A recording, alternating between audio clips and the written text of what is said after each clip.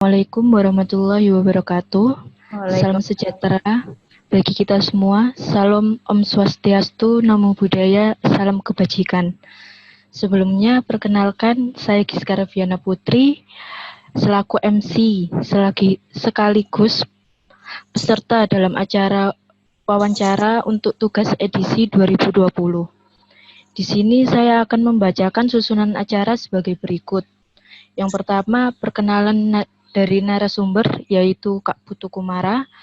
Yang kedua, masuk pada inti acara, yaitu wawancara kepada narasumber yang akan disampaikan oleh masing-masing mahasiswa minimal 3 pertanyaan. Untuk yang pertama disampaikan oleh Saudari Anggita Prameswari, yang kedua Giska Reviana, yang ketiga Amanda Salsabila, yang keempat Elinur Hayati, dan yang kelima adalah Ratih Aisyah. Baiklah, untuk mempersingkat waktu, mari kita mulai acara hari ini. Yang pertama yaitu perkenalan oleh narasumber. Silakan Kak Putu Kumara, waktu dan tempat dipersilahkan. Oke, di sini aku Putu Kumara Dewi, aku dari advokasinya Himpunan Mahasiswa Sistem Informasi. Nah di sini aku minta kayak kita wawancara santai aja kan, kayak sharing gitu kan, kayak sama-sama bertukar ilmu. Nah di sini aku tanya ke kalian, kalian dulu udah pernah ikut organisasi nggak sebelumnya? Belum sih Kak. Belum. Belum, Yang Kak. lain? Iya, saya belum juga, Kak. Oh, Belum Kak. oke. Apa namanya? Pertanyaannya kayak satu-satu tapi kita santai aja ya. Tak jawab santai. Kita santai aja, nggak usah terlalu tegang. Siapa yang itu? Mau tanya duluan. Ini sesuai urutannya Anggita Prameswari. Dipersilahkan. Ya, saya Kak yang mau tanya dulu. Nah, perkenalkan nama saya Anggita Prameswari, NPM 099. Saya mau tanya Kak, sifat-sifat apa saja yang harus diterapkan untuk menjadi anggota Departemen Advokasi? Nah, tak jawab satu-satu ya. Kalau misalnya di advokasi itu sebenarnya itu kamu harus punya rasa berani sih. Kayak misalnya kamu tuh benar. Misalnya ya, kan di advokasi itu kan pengadvokasian yang dalam artian itu, nah pengadvokasian itu kan tugasnya banyak ya, bukan hanya mengurusi masalah mahasiswa baru, tapi dia tuh juga kayak ngurusin keluarga mahasiswa, misalnya kayak cekal UAS, terus nah kecekal UAS ini biasanya kan minta tolongnya ke advokasi kan. Nah di sini tuh kamu harus punya rasa berani, dalam artian yang kamu tanganin itu, misalnya kecekal UAS itu gara-garanya tuh alasannya tuh yang masuk akal, ya kamu bela sampai benar-benar ya itu bisa mendapatkan sesuatu kayak gitu loh.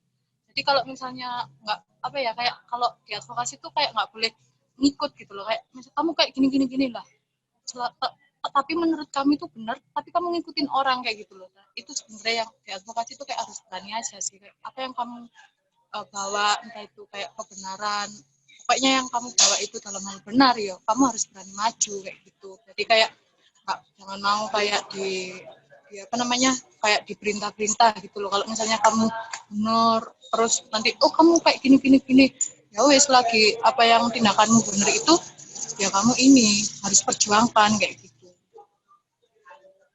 Kayak gitu sih sebenarnya advokasi itu. Terus ada lagi nggak? Ya, terima kasih Kak. Untuk pertanyaan kedua, apa tujuan atau harapan Kakak masuk Departemen Advokasi? Jadi kayak aku sharing-sharing ya, dulu itu waktu aku daftar jadi Hima itu sebenarnya advokasi ini bukan pilihanku kayak gitu, tapi aku dikasih kepercayaan buat masuk advokasi kayak gitu. Nah, kalau tujuanku sendiri di advokasi sih sebenarnya ya kayak kita membantu lah, sebenarnya membantu mahasiswa itu yang mengalami permasalahan, entah itu permasalahan yang dia kecekal UAS itu. Kalau kecekal UAS itu kayak gini loh, kalau misalnya kan kalau UAS itu atau ulangan UAS UTS lah, itu kan ada minimal absennya kan. Nah, itu mungkin anak itu kecekal. Nah, kalau misalnya kalian bawa apa kayak diproses itu biasanya alasan yang masuk akal sih karena kesalahan dosen menginput. Jadi kayak misalnya kamu itu hadir tapi nggak ditulis nggak hadir gitu loh. Nah itu sebenarnya yang kita perjuangkan. Bukan karena kamu bukan memperjuangkan kayak apa ya, walaupun advokasi juga nggak boleh memperjuangkan yang salah. Maksudnya dalam artian misalnya anak itu kecekal UAS gara-gara absennya kurang kan. Nah absennya kurang ini gara-gara dia tuh tidur-tiduran, telat kayak gini. Otomatis kan salah mahasiswanya kan. Nah, itu sebenarnya yang nggak bisa kita bantu. Yang dalam artian kita tuh hanya bisa membantu atau memperjuangkan itu orang-orang yang kayak ya kecekalnya itu dengan alasan yang logis gitu loh, yang masih bisa diperjuangkan, masih bisa dibenarkan kayak gitu. Jadi ya tujuan masuk advokasi itu sebenarnya semua sama sih, kayak membantu mahasiswa itu kayak kalau misalnya dia mengalami kendala atau masalah di lingkungan kampus kayak gitu. Nah, itu di lingkungan sistem informasi. Nah, itu minta tolongnya ke advokasinya mahasiswa kayak gitu. Terus ada lagi nggak? Ya, baik Kak. Terima kasih. Untuk pertanyaan ketiga, apa yang paling berkesan setelah menjadi anggota Departemen Advokasi? Sebenarnya kalau misalnya berkesannya itu kayak aku semenjak masuk advokasi ini kayak lebih berani gitu, lebih kayak apa ya, kayak sesuatu misalnya kamu kan kalau kita di advokasi misalnya gini ya, kalau di kader kan banyak tuh kita tuh kayak lebih berhadapan kayak prokernya kan lebih berhadapan dengan mahasiswa kan. Nah kalau misalnya advokasi ini nggak hanya dia tuh berhadapan dalam lingkup mahasiswa, tapi dia juga bisa berhadapan sama rektor. Nah itu sebenarnya kayak apa ya, aku tuh kayak nggak ini loh, kayak aku tuh bukan orang tipe yang pemberani ya dulu. Kalau organisasi saya ya cuma sekedar organisasi gini. Nah setelah aku masuk kayak Hima, masuk advokasi ini kayak aku lebih kayak apa yang aku lakukan itu ya tak beranikan gitu loh. Nanti kalau misalnya hasilnya tuh kayak belakangan, jadi kayak aku mengusahakan kemampuanku dulu gitu loh, lebih kayak los gitu loh, kayak ya gitu, lebih berani kayak gitu sih itu. Terus ada lagi nggak? Terima kasih Kak atas jawabannya. Itu sudah tiga pertanyaan dari saya. Mungkin yang dari lain? Ya nggak apa-apa, tanya-tanya biasa aja, nggak urut juga nggak apa-apa kok. Misalnya Giska yang tanya dulu atau Rati juga nggak apa, random aja. Nah, saya Kak ingin bertanya. Perkenalkan, nama saya Giska Reviana Putri, NPM 20082010002. Menurut Kakak lebih baik ikut organisasi atau hanya kepanitiaan aja? Kalau menurutku organisasi ataupun kepanitiaan itu sebenarnya tuh apa ya, menurutku itu pilihan kan. Kayak misalnya aku tuh nyaranin kalian buat aktif, kayak nggak harus aktif itu kamu harus masuk Himasifu, nggak, organisasi di kampus kan banyak, kamu mungkin bisa partisipasi aktifnya itu bisa dari ikut panitiaan, terus bisa atau dari apa kayak UKM kayak gitu, atau mungkin dari acara-acara eventnya jurusan kayak gitu, entah itu kan kayak ada kemarin futsal, tria kayak gitu. Nah itu kan jadi nggak mesti kalau mau aktif di dunia kampus atau di jurusan itu nggak mesti masuk Himasivo gitu loh, kayak banyak yang bisa kamu lakuin kayak gitu. Tapi kalau aku pribadi sih lebih ke organisasi ya, karena kalau di organisasi itu kamu tuh juga bisa ikut dalam kepanitiaan gitu loh, secara nggak langsung kan. Kayak Himasivo gini dia kan yang punya broker, nah secara nggak langsung kamu juga bisa ikut dalam eventnya itu kan, jadi kayak bisa ngerangkep gitu loh, antara kamu jadi anggota himpunan juga bisa ikut dalam event itu, yang artinya kamu bisa kayak melihat oh kepanitiaannya tuh kayak gini, oh eventnya acaranya kayak gini, konsepnya kayak gini. Nah kamu kan bisa tahu kayak gitu. Jadi kayak aku lebih tertarik itu di organisasiku kayak gitu, di Hima, kayak masuk organisasi sih kalau menurutku. Tapi kalau mungkin kamu nggak mau organisasi nih, dulu itu aku sempat juga berpikiran mau masuk ISKOM kayak gitu kan. kayak aku masuk Iskom, aku kan juga bisa ikut kepanitiaan. Nah itu tapi karena ada kendala aku sendiri nggak memilih Iskom, akhirnya aku ganti ke Hima. Nah secara nggak langsung itu aku di Hima kayak gini kan, kayak kalian habis ada edisi kayak gini. Nah aku kan nggak ikut kepanitiaan edisi, tapi aku tahu gitu loh event edisi ini kayak gimana sih acaranya edisi itu gimana, apa kendalanya di edisi itu kan, jadi kayak aku berasa panitia juga gitu loh walaupun aku nggak ikut terjun langsung kayak gitu. Selanjutnya, apa kesulitan kakak di Departemen Advokasi ini dalam mengatur anak-anak mahasiswa baru, kan online ini kan? Kayak gitu. Kalau misalnya gini ya, aku ralat ya. Jadi advokasi itu nggak harus nanganin mahasiswa baru kan yang aku tadi udah bilang. Ya nanganin kita bagian kayak yang waktu kalian lihat yang dulu awal-awal kan berkas-berkas kalian kan informasi atau yang lebih lanjut kan dari advokasi. Tapi nggak itu tok gitu loh tugasnya advokasi, dia juga mengurusi kayak masalah yang terjadi di apa di seputar jurusan kayak gitu, di seputar jurusan informasi kayak mahasiswanya misalnya kayak ketekal terus mengalami kendala di UKT kayak gitu kan tugasnya advokasi. Nah kalau kesulitan secara keseluruhan di advokasi itu aku sendiri pribadi itu kurang bisa lancar kalau ngomong di depan kayak aktivitas akademik kayak wadek, terus dekan kayak gitu, terus rektor itu tuh aku lebih kayak nggak apa ya kayak grogi gitu loh buat ngomong, kayak belum bisa apa ya yang aku tadi bilang loh, sebenarnya advokasi kan punya sifat berani lah, keberanianku di kalau ke tingkat itu tuh kayak susah gitu loh. Jadi tuh aku kadang kalau menangani masalah mahasiswa kayak gitu kadang aku masih didampingin sama adekku sama Mas Suri kayak gitu, jadi kayak belum bisa berjalan sendiri kayak gitu loh, belum bisa tahu kayak harus ada yang mengarahkan aku. Nah sebenarnya ya itu sih, tapi kan masuk mahasiswa ini kan tujuan kita kan juga belajar, jadinya ya nggak apa-apa kayak gitu kan, juga aku belum belum apa ya kayak belum setahu itu dulu tentang advokasi. Jadi ya aku pas masuk di sini ya kendalaku sih di situ, lebih kayak tertantang aku buat berani gitu loh. Selagi aku benar itu aku harus berani mempertahankan argumenku. Baik Kak, selanjutnya kalau misalnya nih ada matkul atau pertemuan dosen pembahasannya itu penting. Nah, di waktu bersamaan juga itu ada kayak rapat atau kumpul organisasi itu yang juga membahas topik yang penting itu, yang mana yang akan kakak pilih? Makasih. Nah, kan gini ya, tujuanmu masuk UPN di sini itu kan awalnya kan kuliah, yang artinya kamu kan kuliah bukan awal tujuanmu kan harus belajar kan. Jadi kalau aku lebih bisa ini sih, prioritas waktumu kemana, misalnya kayak gini, kamu di hari Senin inilah, di hari Senin Selasa itu ada rapat himpunan, ada rapat organisasi. Terus habis itu di hari Senin itu juga kamu juga harus kuliah atau deadline tugas kayak gitu.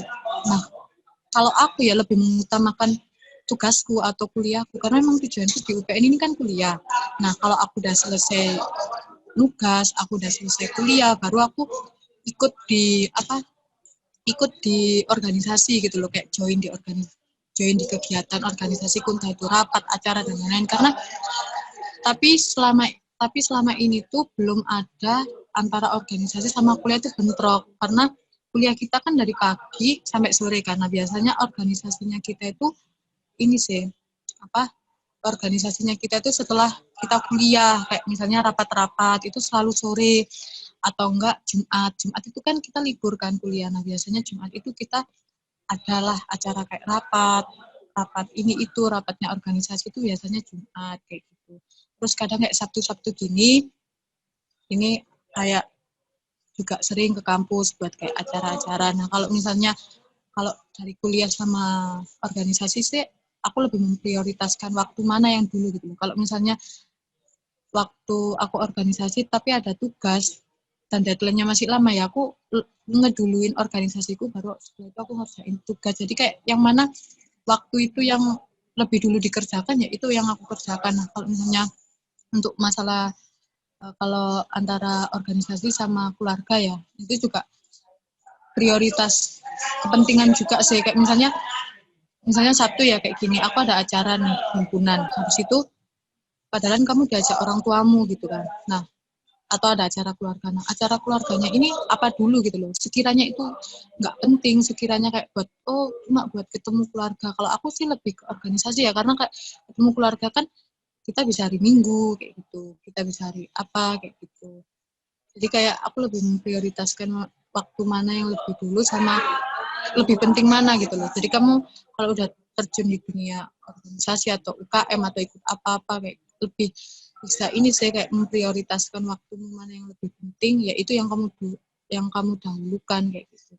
Nah, selagi acaramu itu atau di organisasi itu masih ada 3 hari atau 2 hari, terus acaramu yang satunya lebih penting banget, dan itu cuma ada di 1 hari tok, ya aku lebih ikut yang di acaraku penting ini, baru aku ikut organisasi. Nah, di organisasi kan aku masih punya 2 hari tuh, atau 2 kali pertemuan aku buat bisa aktif di sana, kayak gitu. Kecepatan dah aku. Enggak kok, Kak. Sudah cukup. Terima kasih, Kak, atas jawabannya. Ya, Mungkin bisa yang lainnya. ya siapa yang tanya nih?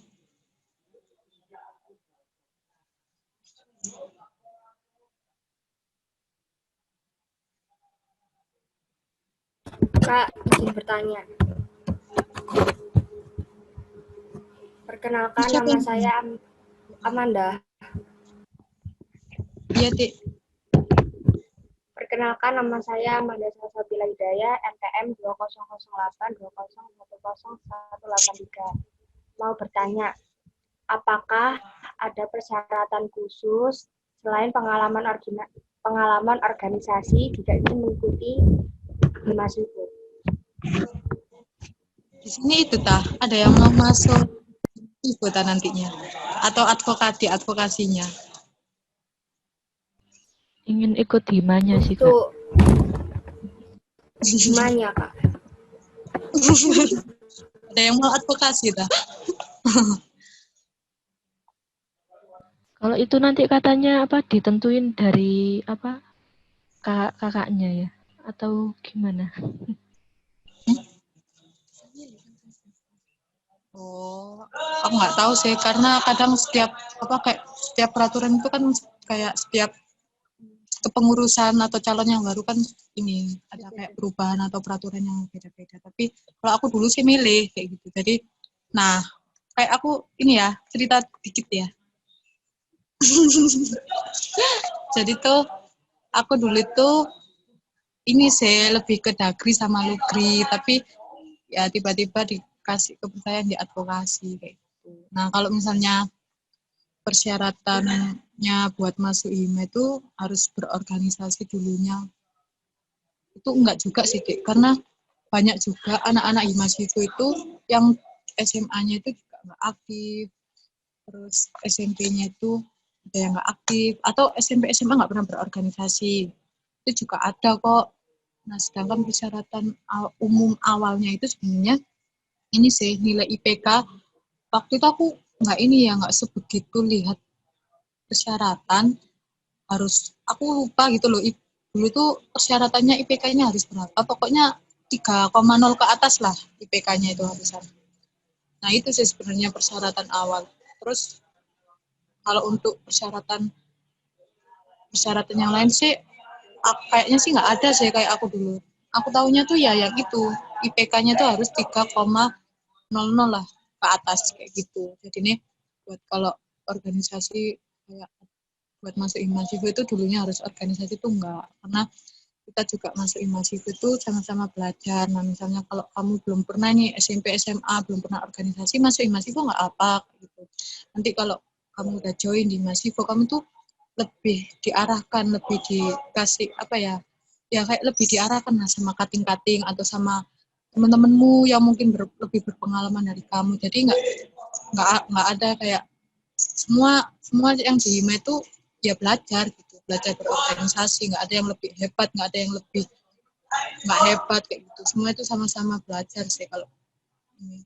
Karena pandanganku di Himasivo itu juga ada kating-kating yang dulunya tuh SMA-nya nggak organisasi atau bahkan SMA SMP tuh nggak organisasi tuh banyak kok. Jadi ikut aja kan juga menurutku kalau misalnya kamu masuk Himasivo ya, kamu itu banyak banget keuntungannya. Misalnya gini ya, kamu bandingin teman-teman yang masuk Himasivo atau ikut kepanitiaan sama teman-teman yang nggak berpartisipasi sama sekali, yang dalam artian kayak dia kuliah pulang, ikut kepanitiaan enggak, ikut organisasi enggak, itu pasti beda banget efeknya sama anak-anak yang lebih aktif, entah itu dia ikut UKM, entah dia ikut event, entah dia ikut kepanitiaan, entah dia ikut organisasi, itu beda.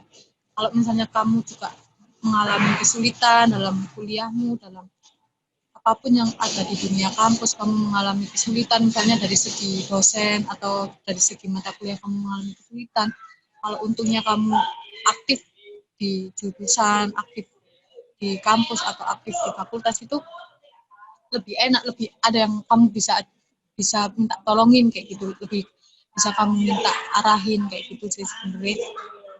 Apa namanya, menurutku tuh untung banget masuk Himasivo kayak gitu. Bukan Himasivo, untung banget kamu aktif dalam organisasi. Makanya aku nyaranin kalian itu waktu kalian nanti udah offline kayak gitu, ya rajin-rajin ikut organisasi ini itu. Nggak harus organisasi kan banyak, nggak harus kamu juga nggak harus ikut organisasi Himasivo. Di ini kan juga ada BEM, ada PLM, terus ada ya beserta jajarannya itu, ada ISKOM itu juga juga ini sih sebenarnya, juga organisasi. Terus banyak kok organisasi kayak gitu. Kamu kalau misalnya nggak mau organisasi pun ikut kepanitiaan itu lebih ini sih, lebih juga nggak, pokoknya aktif gitu loh, pokoknya kamu itu aktif, nilai positifnya tuh lebih banyak. Kamu bisa minta tolong ke cutting, atau kamu lebih banyak kenal cutting. Nah, misalnya kalau kamu nih lulus ya, kamu lulus dari sistem informasi, nah itu juga ada ikatan alumninya, yang dalam artian misalnya kamu setelah lulus dari sistem informasi nih sulit dapat kerja, sulit dapat job, nah ada cutting yang masuk ikatan alumni ini buat misalnya kamu nanti dikasih job, terus kamu nanti dikasih pekerjaan. Nah, apalagi kalau kamu kenal sama cutting itu, dari kamu aktif, dari kamu organisasi, itu lebih enak. Jadi kalau kamu itu lebih banyak relasinya gitu loh, buat kamu mencari pekerjaan atau mengalami kesusahan, itu banyak orang yang banyak relasi yang bisa kamu minta tolongnya atau bisa minta kamu arahin gitu loh. Baik Kak, terima kasih untuk jawabannya. Untuk pertanyaan kedua, apa pesan dan kesan Kakak terhadap mahasiswa 2025?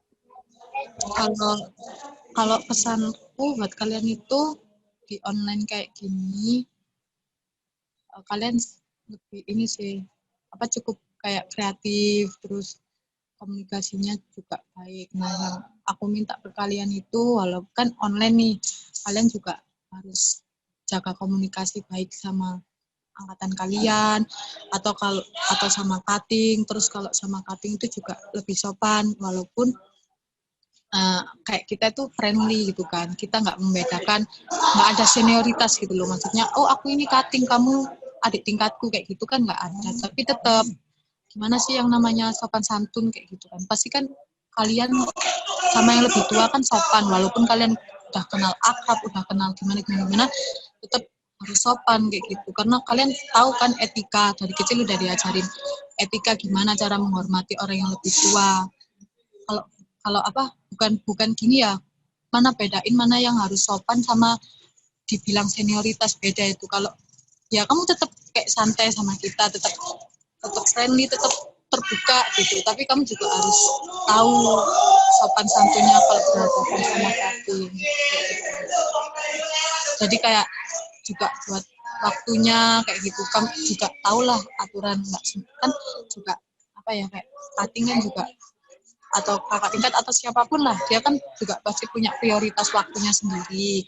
Nah, di situ tuh sebenarnya jangan kamu gugui gitu loh. Maksudku gini, kalau kamu udah ngechat dia sekali 2 kali, kalau belum dibales ya berarti kalian tahu kan dia masih sibuk, dia masih apa, karena pasti kok dibales, pasti, apalagi kalian yang kesusahan gitu, pasti dibales sama cutting, nggak ada yang nggak dibales kayak gitu. Tapi dia tahu aturan, mungkin mereka lagi sibuk kuliah atau sibuk sama keluarganya kayak gitu. Jadi kayak ya itu sih salah satu nilai sopan selama online ya. Kalau offline kan nanti kalau kalian ketemu ya tetap kita sapa satu sama lain, kayak buat juga menjaga silaturahmi dari kalian, buat cutting juga kayak silaturahminya tuh juga erat gitu loh, nggak hanya angkatan kalian. Jadi kayak nggak masa enak sih kayak gitu loh. Kalau kita ketemu terus nggak saling sapa-sapaan gitu kan nggak enak.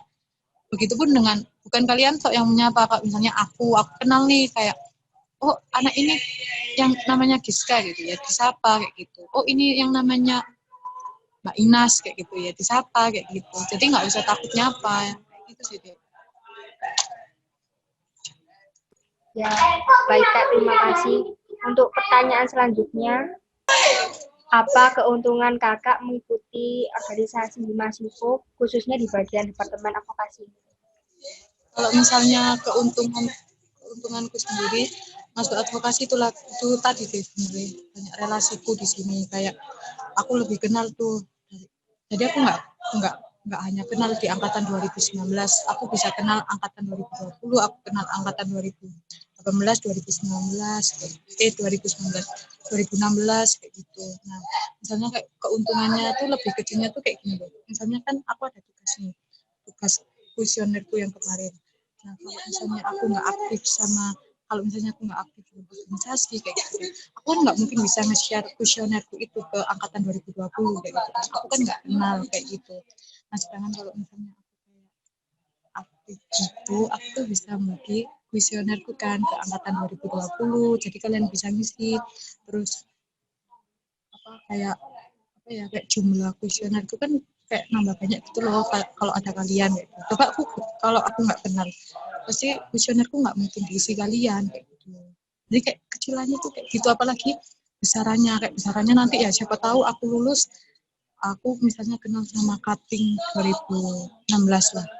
Terus dia pas aku lulus, dia ada job pekerjaan buat aku. Bisa kan aku kayak, oh iya mas, kayak, oh iya mbak, aku bisa ini. Sebenarnya keuntungannya tuh kalau kamu aktif ya mbak di Masih Foto, kalau kamu aktif di segala organisasi, entah itu organisasi di dalam kampus atau di kampus, kamu tuh kayak kayak bisa nambah relasi kayak gitu sih sebenarnya. Oke, baik Kak, terima kasih atas jawaban dari pertanyaan-pertanyaan saya.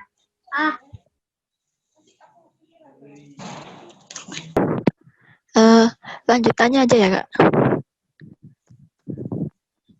Nah, perkenalkan saya Erin Rahayati, NPM 115. Nah, saya ingin bertanya, untuk pertanyaan pertama kan tadi seperti pertanyaannya Giska kan mengenai bagaimana sih cara mengatur antara jadwal kuliah sama organisasi yang bentrok. Nah, namun kalau pertanyaan saya tuh gimana sih cara Kak Mara itu misalnya ada tugas banyak, terus juga ada rapat buat event gitu. Gimana Kak Mara itu kayak nyelesain itu semua? Pernah nggak kayak merasa kewalahan gitu? Tak jawab ya. Kalau selama aku offline kemarin, itu nggak ada kendala sih, Dek. Karena gimana ya, kalau offline itu aku jarang tugas gitu loh. Kalau offline itu kebanyakan tugas itu di kampus kayak gitu. Jadi kayak harus selesai di kampus kayak gitu. Jarang dapet tugas di rumah gitu. Kalau misalnya online itu aku lebih banyak tugas. Dan aku pernah sempat kewalahan waktu kalian ikutkan yang sosialisasi daring. Nah, di situ kan tugasku kan sekretaris. Aku tuh kadang nggak bisa, kalau online itu nggak bisa, waktu itu nggak bisa membagi waktu tugasku di rumah, antara tugasku di organisasi atau tugasku kuliah kayak gitu. Aku waktu online itu, awal-awal online tuh benar-benar bentrok kan. Kayak aku ditagih terus nih, kayak laporannya kegiatanku waktu itu. Terus di sisi lain itu apa kayak biasa kan kalau di rumah kan kalian pasti disuruh-suruh mama papa kayak padahal kalian kuliah disuruh ini itu. Nah aku juga kayak gitu. Nah waktu itu aku minta tolong ke, kan kalian kalau kalian misalnya aku aja wis, kalau aku di advokasi kan nggak berdiri sendiri ya, nggak cuma aku toh, aku juga ada Mas Suri, ada Mas Ale, ada Mas satunya lagi aku lupa ya namanya. Nah di situ tuh apa itu namanya, aku juga kadang minta bantuan mereka kalau misalnya aku nggak mampu, aku minta tolong ke mereka, aku minta pokoknya minta tolong gitu loh Dek, kayak kamu juga di organisasi kan nggak sendiri gitu loh, departemenmu juga nggak sendiri juga kan, kamu berdiri sendiri gitu. Jadi kalau aku minta tolong, tapi gini, tapi kalau aku nyelesain dulu nih kuliahku, habis nyelesain kuliahku, aku baru apa namanya bantu lagi lah, bantu kegiatanku atau tugasku di organisasi itu tak lanjutin lagi setelah aku deadline tugas, tapi dilihat dulu. Nah, kalau misalnya deadline-nya itu, misalnya tugas hari ini deadline-nya jam 12 malam nih, terus di hari ini juga kamu ada organisasi. Kalau aku sih, aku buru-buru kayak ngebut gitu loh, ngebut ngerjain tugas, atau bisa waktu aku waktu aku datang ke kampus nih, kayak sekarang aku datang ke kampus ini, terus aku sambil ngerjain kayak gitu. Jadi kayak tak selingin sambil ngerjain, tak bawa tugasku ke sini, kayak aku ngerjain juga. Kayak gitu sih sebenarnya. Ya yang tadi aku bilang ya, kalau kamu udah mau terjun di organisasi, berarti kamu harus sudah siap menerima resikomu, kamu harus lebih punya tanggung jawab yang lebih besar lagi, lebih bisa bagi waktu, sama yang paling penting itu kamu lebih tahu gitu loh prioritasmu, lebih kayak antara tugas sama organisasi, mana sih prioritas yang lebih penting dulu. Kalau misalnya tugas deadline-mu hari ini atau ada kuliah hari ini, ya kamu nyelesain kuliah gitu loh. Kamu bilang ke anggota organisasi lain, aku gini nih, aku ada kuliah ini di jam ini, ada kuliah pengganti di jam ini, di hari ini, terus ada apa kayak tabrakan jadwal sama organisasi. Nah itu mungkin kalian bisa diskusikan di organisasi itu, ataupun waktu kalian ikut event besar nih, misalnya kalian jadi MC ya, nah kalian itu kan pasti dosen kan minta kelas pengganti ataupun dan lain-lain, kan nggak mungkin dadak kan, pasti ada schedule-nya. Nah itu kalian bilang, pas dosennya bilang gitu, kalian langsung koordinasi itu di grup dalam event ataupun dalam organisasi, kalian diskusi kayak ini gimana, aku ada kelas di jam ini di hari ini. Nah nanti di situ kita cari solusi bersama, apa nanti kamu digantikan dulu, apa sih teman-teman ini cari pengganti, terus nanti setelah kamu selesai kelas atau selesai ngerjain tugas, kamu bisa kamu bisa join lagi, bisa gantiin posisimu dan ngerjain posisimu lagi. Pokoknya yang penting kalau aku ya, yang paling penting aku tamain kuliahku dulu ya, karena kayak misalnya kalau kamu lalai dalam kuliahmu, terus nilaimu jelek nih, terus IP kamu terus-terusan jelek, otomatis kamu nanti siapa tahu ya bermasalah di kampus lah. Kamu bermasalah di kampus berarti kalau kamu udah bermasalah di kampus dari segi nilaimu, itu kamu juga nggak bisa menunjang buat ikut organisasi selanjutnya kayak gitu. Kamu nggak bisa melanjutin organisasimu, kamu nggak bakal bisa, karena yang aku bilang tadi loh, juga organisasi yang ada di Himasifu pun di ketentuan syarat awalnya juga ada nilai IPK kan harus di atas 3,00.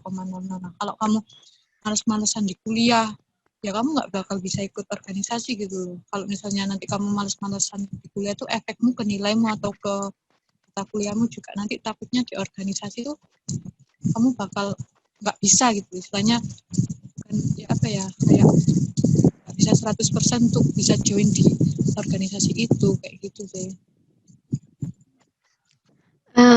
Untuk pertanyaan yang kedua dari saya, Kak Mara punya nggak kayak sosok yang dijadikan role model atau panutan atau inspirasi dalam menjalani hidup kakak? Kalau ada itu mengapa kakak terinspirasi oleh sosok tersebut?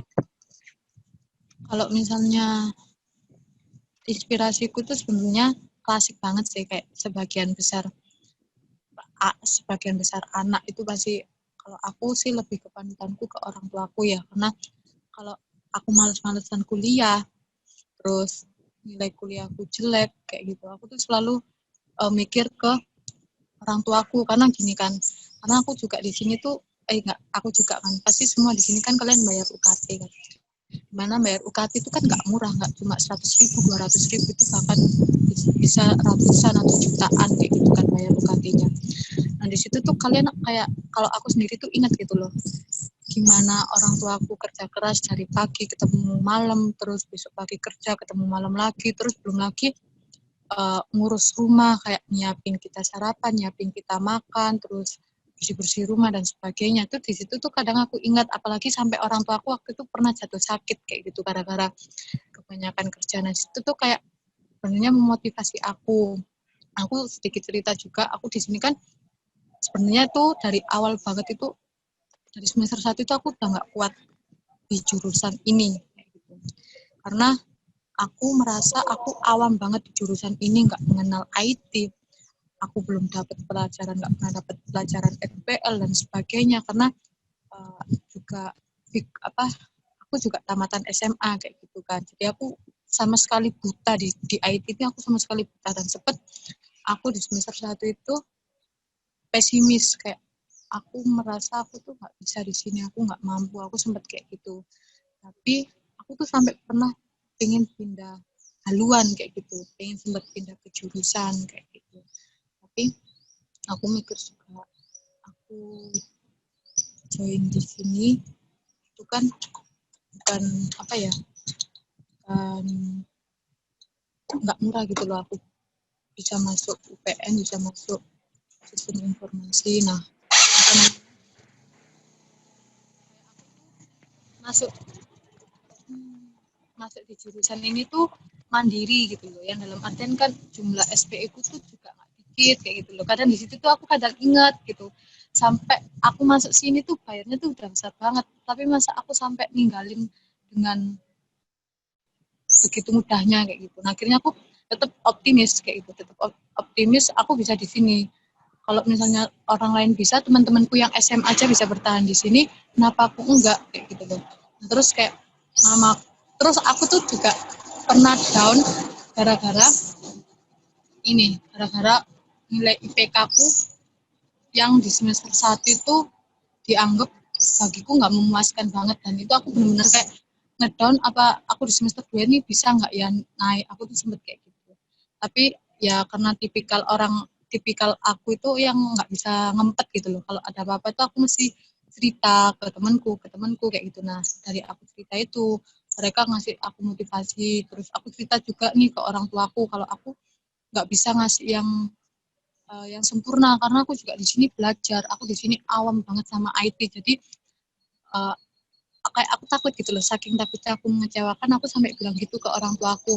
Tapi orang tuaku sama teman-temanku itu kayak motivasi, kamu tuh bisa kok, kamu bisa, sampai benar-benar di semester 3 ini aku udah nggak mau pindah jurusan lagi.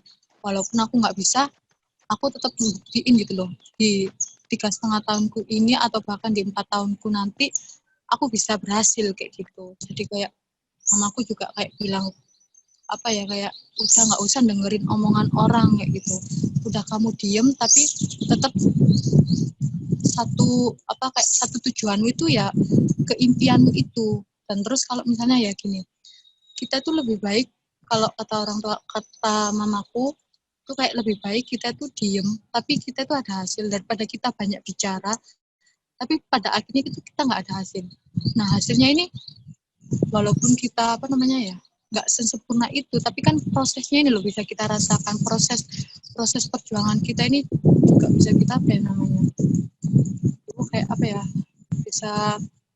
bisa kita ambil lah nilai-nilai pelajarannya selama kita proses itu gimana. Nah, sampai sekarang pun gara-gara mamaku itu, gara-gara orang tuaku, aku ingat kerja keras mereka, terus motivasi teman-temanku juga. Di situ aku masih bisa bertahan sampai aku di semester 3 ini.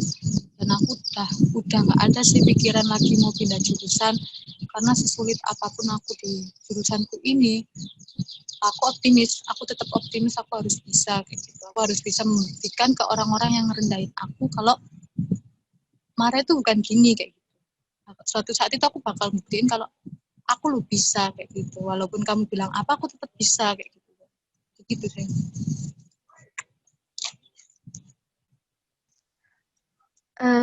Untuk pertanyaan yang ketiga, Kak Mara itu tipe mahasiswa yang pengen lulus cepet-cepet dan dapat IPK cum laude, atau yang lulusnya standar-standar aja sambil ngasah soft skill sama aktif organisasi di Masivo juga?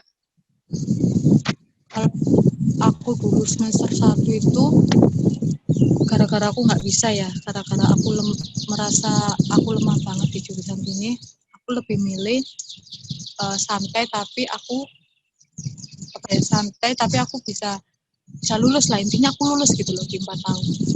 Tapi pas aku semakin naik level atau semakin naik semester ini, aku tuh tetap menanamkan jiwa-jiwa santaiku di aku nggak mau ke susu, nggak mau keburu-buru, aku tetap nikmatin prosesku, tapi aku juga pingin kayak siapa sih, kayak mahasiswa mana yang nggak mau lulus di setengah tahun, tiga setengah tahun, pasti semua mau lah di 3,5 tahun kayak gitu. Kalau bisa di 3,5 tahun, kenapa harus milih 4 tahun kayak gitu. Tapi aku tetap jalan dari semester 1 sampai semester 3 ini, di setiap mata kuliah aku tetap berjalan santai gitu loh. Dan dalam artian aku bukan anak yang bukan anak yang punya ambisius tinggi kayak gitu. Aku tetap santai kayak gini, ya aku nikmatin apa yang aku suka, ya aku nikmatin kayak gitu. Prosesnya apa ya aku nikmatin, kayak misalnya ya aku pengen nih ngotot 3,5 tahun, terus aku fokus kuliah sampai aku nggak berorganisasi, sampai aku benar-benar ya kuliah belajar pulang, kuliah belajar pulang kayak gitu. Tapi aku tuh bukan tipe orang yang kayak gitu, dalam artian aku nggak bisa hidupku tuh monoton, jadi kayak nggak bisa kuliah terus atau belajar terus atau kayak nggak bisa gitu loh. Pokoknya aku tuh setiap hari tuh harus ada perubahan kegiatan kayak gitu. Misalnya Senin ada gini, atau Selasa harus ada gini, Rabu harus ada gini. Nah, aku masuk organisasi, terus masuk UKM di UPN ini, itu secara nggak langsung kan kita punya aktivitas lain lah, nggak mau nonton belajar terus kuliah terus, kan nggak gitu kan. Kalau kayak gini misalnya, kayak aku ikut Hima, ya aku ke kampus hari Sabtu gitu kan, jadi kayak aku nggak bisa menonton sih. Terus kalau ya aku lebih suka itu sih, berjalan santai tapi aku bisa 3,5 tahun kayak gitu, karena aku lebih senang anak yang lebih senang menikmati prosesnya. Kalau masalah hasilnya tuh aku nggak seberapa terlalu mikir hasilku bakal gimana, hasilku harus gimana, itu nggak seberapa mikir. Yang penting aku jalanin dulu prosesku, aku nikmatin dulu, aku bahagia dari prosesku kayak gitu, aku bahagia jalan di prosesku kayak gitu. Sampai nanti untuk hasilnya 3,5 tahun atau 4 tahun itu kayak urusan belakang kayak gitu loh, kayak aku. Tapi kalau bisa 3,5 tahun, ya kenapa harus tunggu 4 tahun? Yang penting aku berharap sih aku nggak bakal lebih dari 4 tahun kan, karena juga bukan apa-apa, biaya kuliah kan mahal kayak gitu kan. Jadi aku pingin ya 4 tahun atau 3,5 tahun biar cepet selesai, biar nggak ngerepotin orang tua terus gitu loh. Kayak itu sih. Cepet ndarek aku ngomongin. Kok jelas Kak? Enggak kok, Kak. Siapa ini? Ada lagi tak bertanya? Makasih Kak penjelasannya. Mungkin selanjutnya bisa Ratih. Ya Kak, selamat siang menuju sore. Saya dari NPM 2008-2011-190, Ratih Aisyah, ingin bertanya nih, kok kakak menjadi anggota Departemen Advokasi ini suka dukanya apa aja ya Kak? Dukanya. Kalau sukanya itu sebenarnya nggak ada sih deh aku suka duka di advokasi itu, karena kalau sukanya tuh gimana ya aku bilang, kalau sukanya tuh aku lebih, karena gini loh, kalau aku tuh nggak ada suka dukanya, kenapa ya, itu tadi loh, karena apa-apa itu nggak tak buat ribet, apa-apa tuh aku nggak mau tak buat pusing, jadi kayak ya tetap tak jalanin aja, mampu ya tak lakuin, kalau nggak mampu ya udah gitu loh, pokoknya aku udah berjuang kayak gitu. Jadi kayak nggak ada sih kayak suka dukanya. Tapi kalau misalnya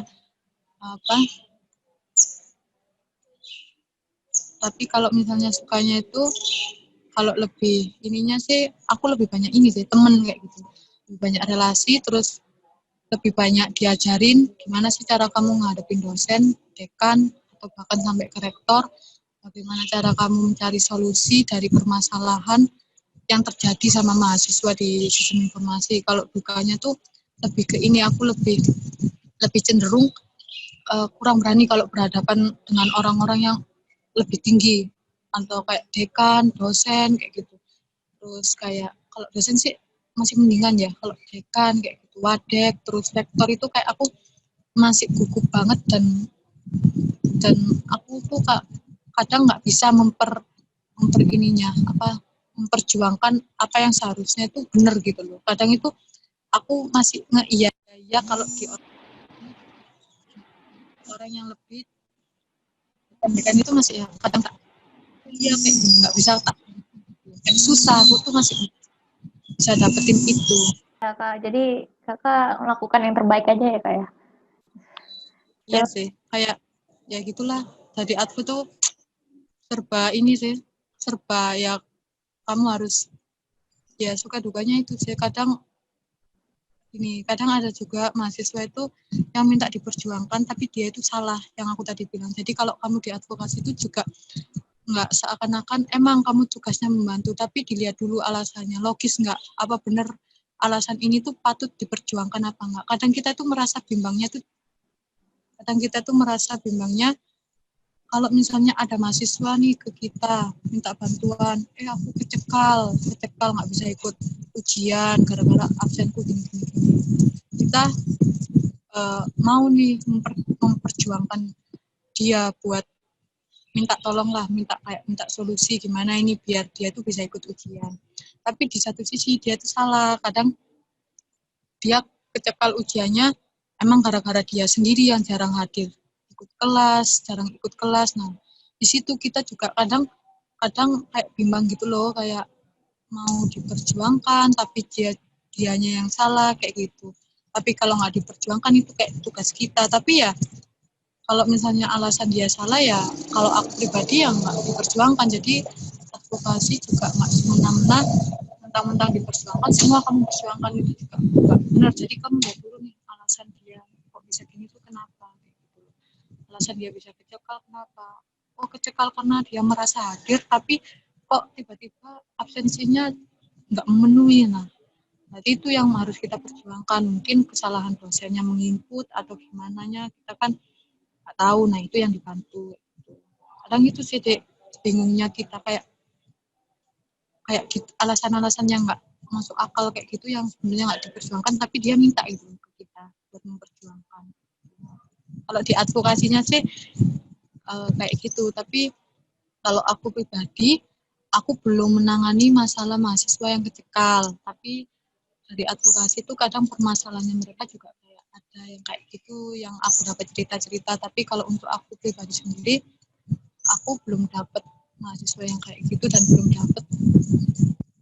Aku sih cuma yang di itu kayak memperjuangkan kalau udah sampai ngomong ke rektor itu aku mesti kaku banget, kayak gugup banget, nggak tahu kenapa kayak gitu sih. Ya, semangat Kak. Pertanyaan selanjutnya ya Kak. Kan tadi Kakak sebenarnya udah cerita ya gimana Kakak masuk anggota Departemen Advokasi. Coba lebih ceritain lebih lengkap gitu alur ceritanya sampai Kakak bisa menjadi anggota Departemen Advokasi ini. Ya. Jadi kalau aku dulu itu SMP kan aku anaknya sekolah pulang nggak pernah ikut ekstrakurikuler, nggak pernah ikut organisasi. Aku mulai organisasi itu di SMA. Jadi dari SMA kelas 10 sampai dengan aku tamat dari SMA itu aku ikut periodenya organisasiku di SMA. Nah itu karena aku waktu itu sih ingin aja gimana sih jadi anak yang aktif di organisasi. Tapi waktu SMA ini aku ikut organisasi tapi nggak terlalu aktif juga gitu loh, dalam artian kan juga kalau SMA dulu kan kayak aku kendala di kendaraan, kayak yang selalu pulang atau datang itu selalu mengikuti jadwal orang tua aku. Nah di situ aku kendala. Nah terus masuk HIMA ini itu gara-gara teman-temanku aku bilang kayak gini, masuk hima itu susah kayak gini, masuk hima itu kayak gini kayak banyak cenderung omongan negatif sih yang nggak enak jadi hima kayak gitu. Terus kayak aku nyoba emang kayak buktiin gitu loh ke mereka, emang hima masuk hima itu kayak gitu ta kayak gitu.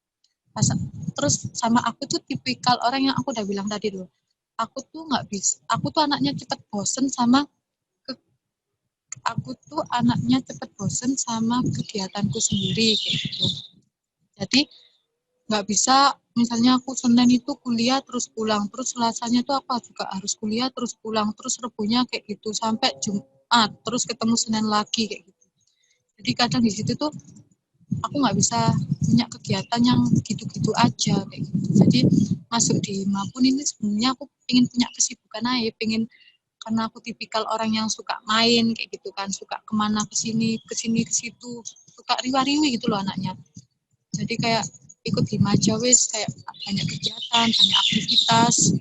Sebenarnya itu sih, karena aku bukan anak yang suka kegiatan yang monoton setiap hari dan nggak suka terus-terusan diem di rumah, terus juga nggak suka terlalu, istilahnya aku nggak bisa kaku gitu loh hidupku. Jadi kayak aku pengen punya kesibukan gitu, punya biar bisa riwa-riwi. Kalau jadi hima kan enak, kalau ada acara kayak gini kita bisa ke kampus, terus di kampus ini tiba-tiba kita punya relasi atau bisa nambah relasi kayak gitu. Tiba-tiba aku kenal anak yang bukan dari sistem informasi, misalnya aku kenal dari anak teknik informatika, bukan hanya teknik informatika, aku juga bisa kenal himanya sistem informasi di kampus lain, bukan hanya hima sistem informasi di UPN aja kayak gitu. Jadi nah terus aku itu milihku Dagri sama Lugri karena kan aku tipikal orang yang suka main-main gitu loh, dalam artian berorganisasi tapi aku enjoy gitu loh.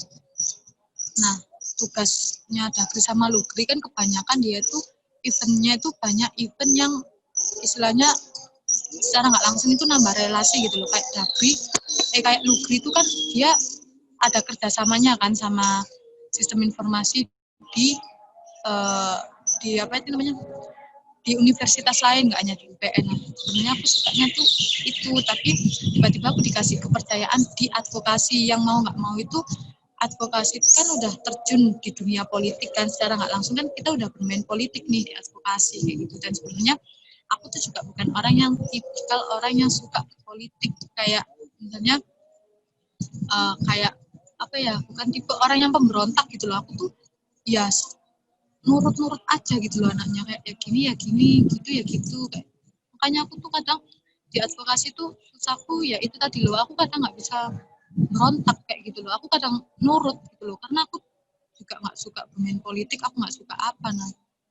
Tapi aku udah dikasih kepercayaan tiba-tiba di advokasi, yang dulunya aku tuh lebih milih ke departemen luar negeri atau dalam negeri, tapi malah dikasih kepercayaan di advokasi ini. Sedangkan teman-temanku yang banyak milih advokasi ini nggak kepilih, yang dalam artian berarti Mbak Tata udah ngasih kepercayaan advokasi ke aku. Nah sekuat mungkin sebisaku aku lakuin tugasku di sini kayak gitu. Walaupun aku nggak bisa ngasih yang sempurna di Masivo, nggak bisa ngasih yang sempurna di organisasi, setidaknya aku udah berjuang, aku udah meluangkan waktuku buat ikut serta dalam apa, kayak mewujudkan setiap prokernya Himasivo kayak gitu. Aku tuh yang penting berusaha dulu gitu loh, kayak masalah hasilnya tuh gimana aku tuh nggak terlalu memikirkan, tapi aku nggak bisa ngasih yang sempurna karena juga aku di sini berorganisasi gitu loh, yang artinya aku belajar mengasah soft skillku juga. Tapi ya itu sih sebenarnya tujuanku berorganisasi itu dari awal, karena aku bukan tipe orang yang suka hidup gitu-gitu aja dengan kegiatan yang sama, dan juga main-main sih aku anaknya, kayak habis kayak gini kan misalnya ada acara hima, nah kita kan bisa kumpul sama temen, bisa nggak hanya temen kelas kita, tapi kita juga bisa kumpul sama teman satu jurusan atau bahkan beda jurusan kayak satu fakultas kayak gitu sih. Aku lebih senang kayak gitu, jadi nggak kaku-kaku banget gitu loh hidupku. Kayak gitu sih, Dek. Ya, masih Kak. Nah, pertanyaan selanjutnya nih, kalau kakak tuh kamu tuh mendefinisikan kesuksesan dalam suatu acara atau event kayak edisi itu, sepertinya contohnya edisi itu yang dilaksanakan oleh IMA bagaimana? Jelasin, mendefinisikan kalau eventnya itu bagus gitu. Kalau setiap, tak jawab ya. Ya. Kalau setiap event itu pasti nggak ada yang berjalan sempurna. Setiap event selalu ada kendala, entah itu eventnya besar atau ditanganin oleh panitia-panitia yang udah ahli, pasti di dalam event itu pasti ada kendala. Entah itu miskomunikasi, entah itu gimana itu pasti.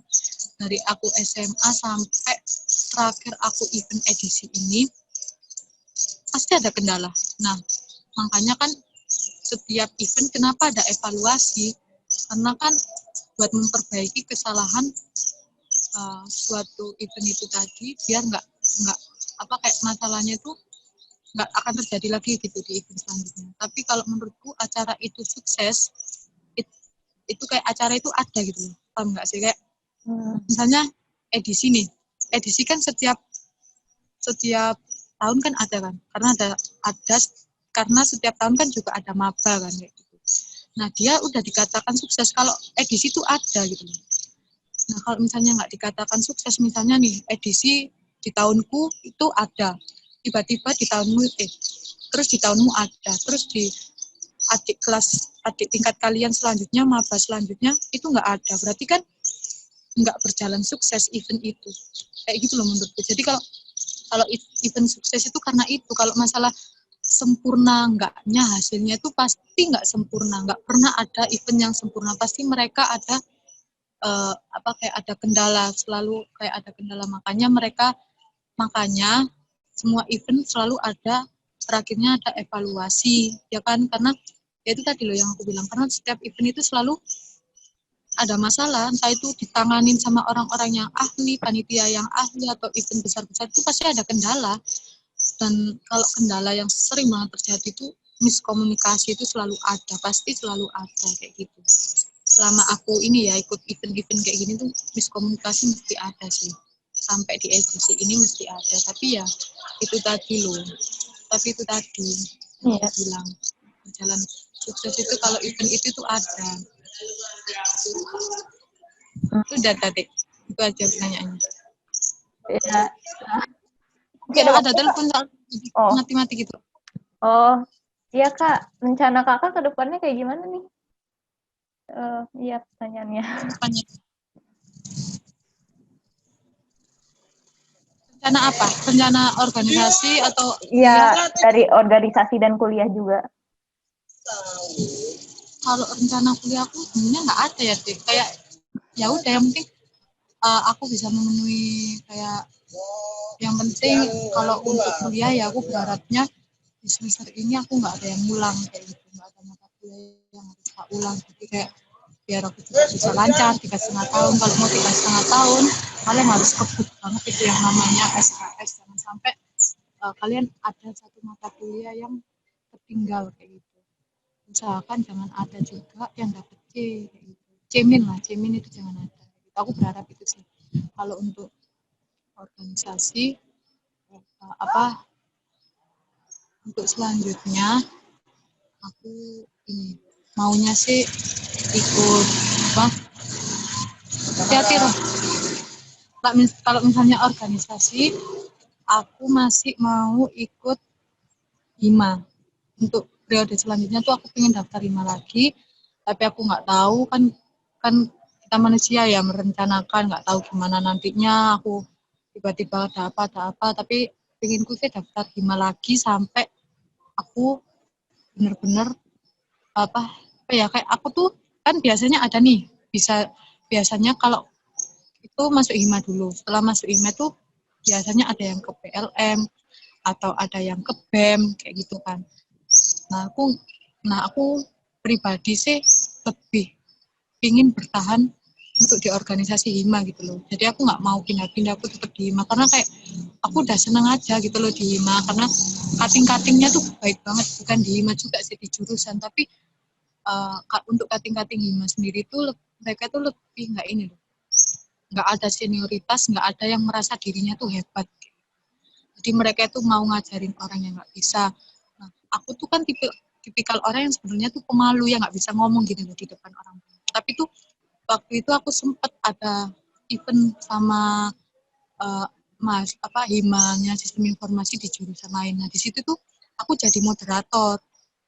Aku bukan orang yang public speaking-nya itu bagus. Malah cenderung aku kalau ngomong ke orang, apalagi yang nggak aku kenal, itu gugup, ndredeg kayak gitu. Tapi teman-temanku yang ada di advokasi, terus teman-temanku yang ada di HIMA, bukan hanya advokasi, itu kayak mendukung, kayak kamu bisa, kamu lo bisa, kamu kenapa harus takut? Apa kayak istilahnya kita kan berpendapat itu nggak ada yang salah gitu loh. Semua pendapat kita itu benar, nggak ada yang salah. Nah di situ tuh aku jadi kayak termotivasi, kayak jadi dalam hatiku tuh bilang, oh iya kamu kenapa sih Mar harus takut kayak gitu loh. Jadi buat apa takut gitu loh, nggak usah dengerin omongan orang dulu gitu loh, kamu tuh bisa kayak gitu loh. Jadi tiba-tiba tuh ya udah aku kayak ada motivasi kayak gitu, percaya diri aja kayak aku bisa ternyata bawa apa kayak itu jadi moderator, ternyata aku bisa. Nah itu sih sebenarnya apa kayak pengalamanku buat ngomong di depan orang itu baru kuliah ini, di organisasiku ini.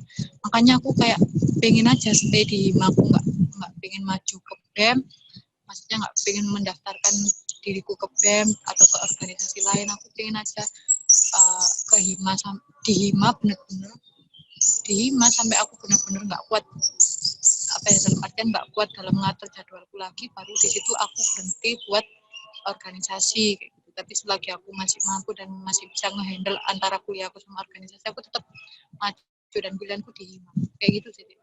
Dan kayak aku pesen aja sih, kalau kamu mau 3,5 tahun, entah mau 4 tahun kayak, yang penting kuliah kalian nilainya tuh jangan sampai ada yang cemen. Sebenarnya tuh gini ya, itu tergantung dosen walimu sendiri. Nah, tadi waktu ini kan aku udah bilang kan ke kalian, kalau semester 1 itu nilaiku kacau banget. Nah, di semester 1 itu juga ada nilaiku yang cemen. Kalau nggak salah itu di mata kuliah pemrograman itu aku. Nah, di situ tuh aku bingung kan, aku harus ngulang apa enggak nih. Tapi teman-temanku itu banyak yang ngulang. Karena ini loh, karena dosen walinya mereka tuh minta mereka ngulang gitu.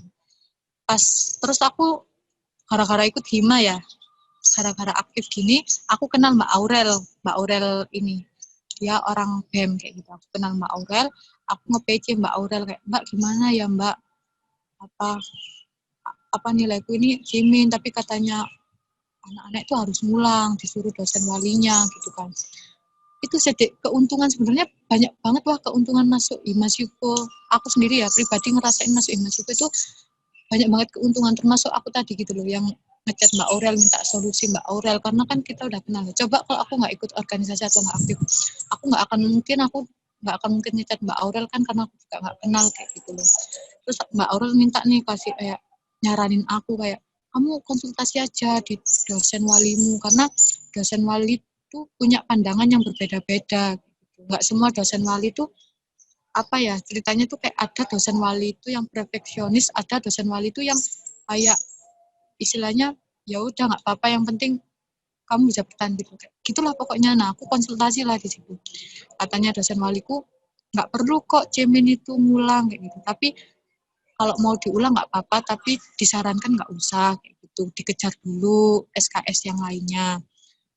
Tapi ada beberapa dosen walinya teman-temanku itu yang nyuruh ngulang. Jadi kayak aku tuh kesan banget sama kalian, kalau kalian mau 3,5 tahun, jangan sampai ada mata kuliah yang kalian dapat cemen kayak gitu. Usahakan C lah, kalau paling jelek ya. Kalau nggak ada C itu lebih bagus lagi. Tapi kayaknya tuh kalau aku dulu mustahil banget gitu kalau nggak dapat C, apalagi di logika sama pemrograman itu. Kalau semester 1 itu kacau parah aku di situ.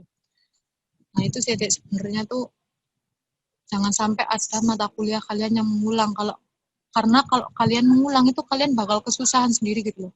Misalnya ya teman-temanmu, misalnya teman-temanmu misalnya di semester 3 ini kan aku 24 SKS kan. Terus di 24 SKS ini masih dipaketin kan kuliahnya. Nah, kalau misalnya kamu nilai IP kamu kurang, terus ini ada nilai mata kuliahmu yang jelek kayak gitu, yang cemen kayak gitu. Nah, kamu tuh harus mau nggak mau harus ngulang, dan kamu mau nggak mau harus ngurangin SKS-mu. Jadi kamu kayak nggak bakal bisa sama teman-temanmu. Dan itu sangat ngoyoh kan, dan itu bukan tipikal aku banget. Gitu. Jadi aku berusaha mungkin untuk semester 2 sama semester 3 ini aku berharap kuliahku tuh setidaknya nggak ada yang mengulang sih, biar aku tetap santai gitu kan, sesuai prinsip awalku, tetap santai jalannya, prosesnya tetap santai, tetap tak nikmatin. Kalau ada yang ngulang berarti aku di situ harus kerja keras banget buat bisa nantinya endingnya tuh aku bisa bareng sama teman-temanku lagi gitu loh, lulusnya itu bisa bareng sama teman-temanku lagi, atau bisa ngejar temanku buat 3,5 tahun. Itu harus kerja keras sih kalau mengulang mata kuliah, apalagi kalau kamu ngulangnya banyak. Minta ke kalian benar-benar serius belajar, karena kayak jangan diremehin gitu. Apalagi kalau kalian udah memutuskan buat organisasi, berarti kalian udah siap punya resiko, untuk lebih siap juga punya tanggung jawab yang lebih besar lagi. Jangan mentang-mentang kamu organisasi jadi kayak kuliahmu terbengkalai, itu juga dosen ngelihat kamu juga nggak bakal suka gitu. Percuma kamu aktif organisasi, kamu pinter organisasi, kalau kuliahmu tuh di bawah ini, di bawah apa? Di bawah rata-rata yang udah ditentuin, itu bakal kayak percuma banget, sia-sia kamu aktif di organisasi juga. Nah, dosen itu lebih suka, terus lebih baik juga itu kalau kamu bagus, aktif di organisasi, nggak hanya di organisasi, di UKM mungkin, terus kamu berprestasi juga di UKM, di organisasi kamu selalu membawa ide-ide yang baru, terus ditambah juga kuliahmu benar-benar sip gitu loh. Pas waktu dosen nerangin kamu bisa, kamu gercep kayak gitu, itu lebih dipandang lagi, dan yakin banget kamu itu bakal mudah lah istilahnya jalan buat bisa 3,5 tahun. Sebenarnya kayak gitu. Di sini ada yang kayak kendala apa sama mata kuliahnya atau sama dosennya kayak gitu. Ya Kak, bahasa pemrograman nilainya kecil terus pas kuis. Sama Kak. Pemrograman itu. Iya.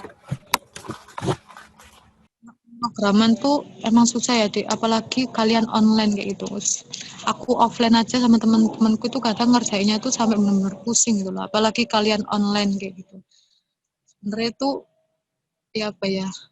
Waktu itu kan ada kan sempat di angkatan kalian belajar bersama, tapi ya khusus wilayah Surabaya dan sekitarnya, pastinya kayak Surabaya, Sidoarjo kayak gitu.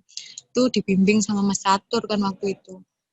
Nah, kalau kalian yang tinggal di luar kayak gitu tuh bener-bener emang kalian harus, karena gini ya, kalau aku sendiri dulu pemrograman itu belajar dalam modul itu nggak mungkin bisa, karena basicku tuh bukan di situ gitu loh, basicku tuh SMA gitu loh, yang aku tuh istilahnya asing gitu, apa tahu apa array kayak gitu, itu asing banget di telingaku dulu. Itu kayak apa sih itu, ini apa itu apa gitu, aku nggak tahu bahasa pemrograman, nggak tahu bahasa komputer dan lain-lain.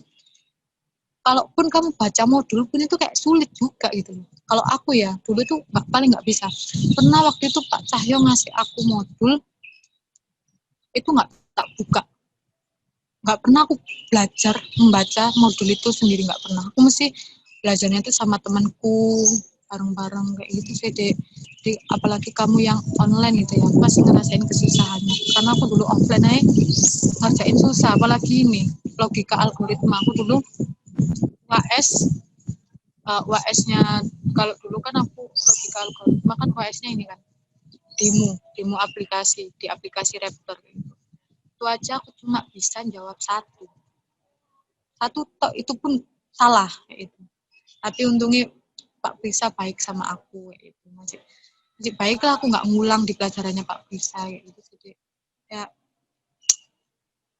ikut ini loh, bikin apa video call sama teman-temanmu yang lebih bisa lulusan SMK itu, buat video call belajar bareng, terus ikut programnya apa di Masifu kan ada program aksi belajar tuh dari Departemen Litbang Mbak Tama itu kan biasanya di IG-nya Masifu. Nah, itu kamu ikutin karena biasanya kalau ujian ya Dek, kalau dulu sih ujianku UAS, UTS itu soalnya selalu mirip dari angkatan-angkatan yang lalu, angkatan-angkatan sebelum kita itu selalu mirip, cuma paling beda-beda tipis lah.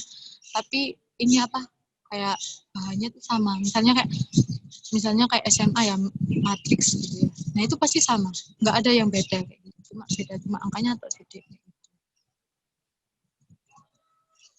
Tapi itu kan kalian bisa kan, tapi ngerjainnya. Ya, kalau di NetBeans-nya bisa sih, Kak. Kalian mau ada ngomong lagi ta?